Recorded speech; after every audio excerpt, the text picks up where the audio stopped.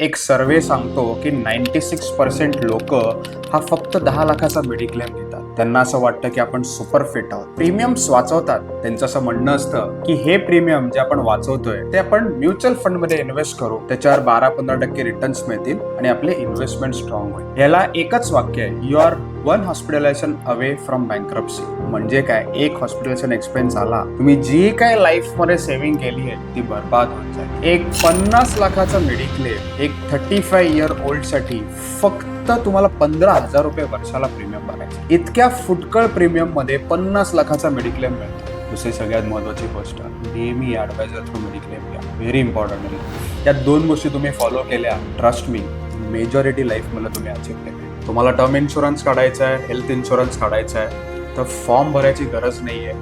माझ्या team member अपूर्वाला तुम्ही direct call करून इन्शुरन्स काढू शकता. नंबर तुम्हाला फ्लॅश होईल. थँक्यू.